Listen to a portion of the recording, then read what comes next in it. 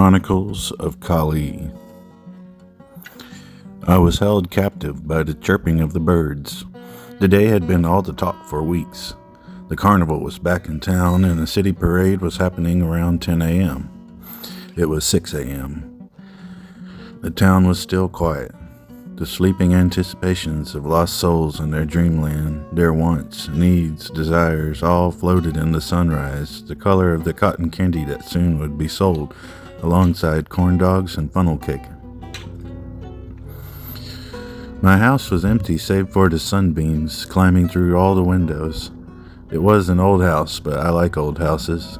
How the wood is real and crafted by hand, and the stairs always creaked with an unmistakable scent of dust ingrained into each cracked board. I decided after making coffee and frying some eggs that I would clear some things out of the basement. The house was sold as is, but the realtor hired a team to clean most of it out. I had asked if the curtains could stay, and they enthusiastically agreed. Once I stepped in closer to them, I see why now. I was a bit of a chicken. I don't like spiders, but I do have a washer and dryer and a nice long pair of rubber gloves. Once that got started, I ate a muffin and went to the basement.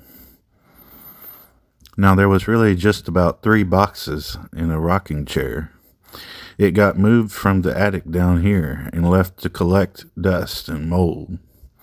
I looked through the boxes to see a few toys and some horseshoes. One box dedicated to some really old books.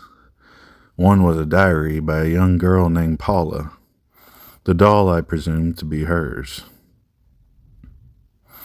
It was dated during the Civil War. I flipped through its pages with care and ease.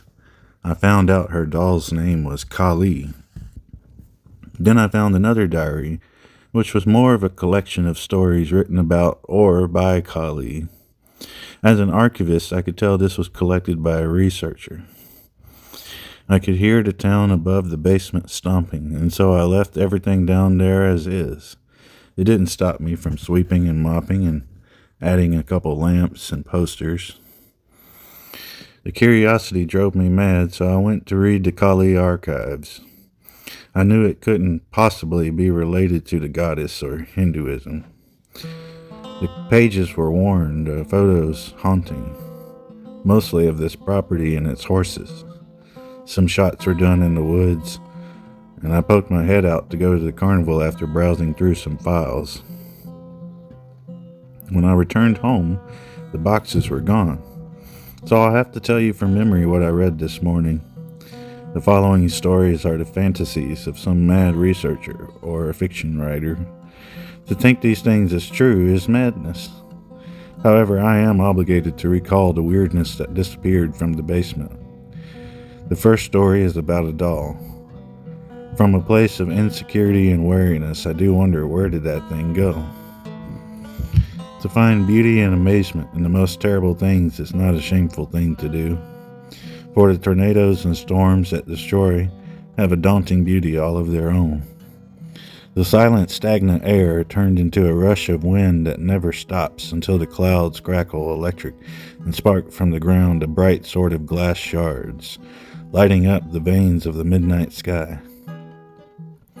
Leaves and brush blow in the wind as chaos begins to ensue upon some poor folk's farm. The way poets in the genesis of many religions described lava as the primordial soup of the earth, as tears or vomit of anger from a vengeful god or goddess. The people in society over-organize everything. They decide who is worth the sacrifice and who should do the sacrifice, and who gets the privilege of making orders to others. Nature itself is the beauty of decay because we come from the very dust we stand on and return to it later, hopefully, after a life fulfilled. Nature ain't like people, though. Nature comes in and destroys all plans, all appointments. Forget structure. For as branches and lightning strikes, as veins form in a fetus, the wind cannot completely be measured or predicted. I see beauty in my own decay at times. How my family was taken from me after our farm got caught in the terrible storm of 27, and I did lose my career from turning to the bottle too often. Though I feel guilty having been a survivor of terrible trauma, I still stayed in East Union. The farm got sold to a Walmart, and I had no choice 6 months later to check in a rehab center over in Shantyville. They were good doctors there. If it weren't for them, I would have perished by my own hands one way or the other. I finally found strength to take me and my bloodhound Frank to this new house across the town from the old property, a little closer to town. Frank already found a place to sunbathe upstairs, so I postponed his daily afternoon walk to an evening walk.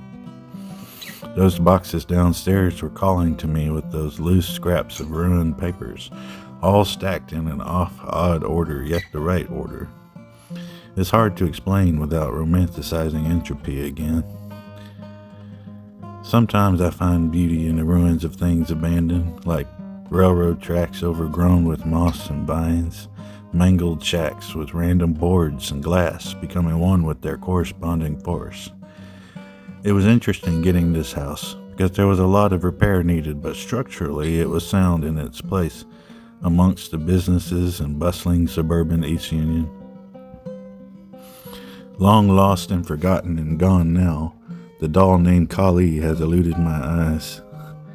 I remember what Paula had said about the transformation of her grandmother in her diary.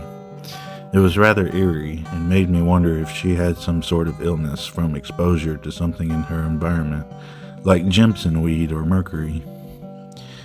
It was never truly explained in Paula's diary, and I'm afraid the Kali Chronicles doesn't elaborate on Mrs. Rutledge's origins until the last entry.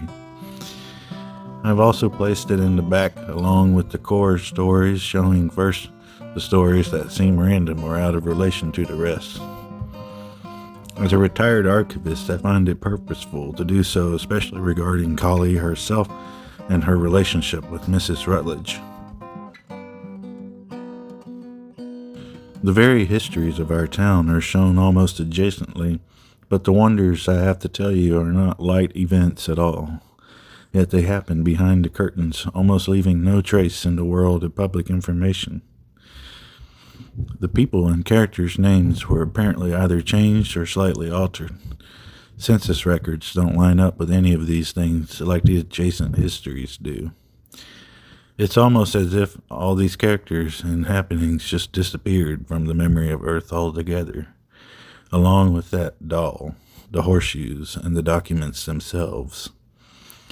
My biggest fear is that someone broke in and stole them, and while it's the most rational answer to what happened, my gut strangely and in an uncanny fashion says otherwise.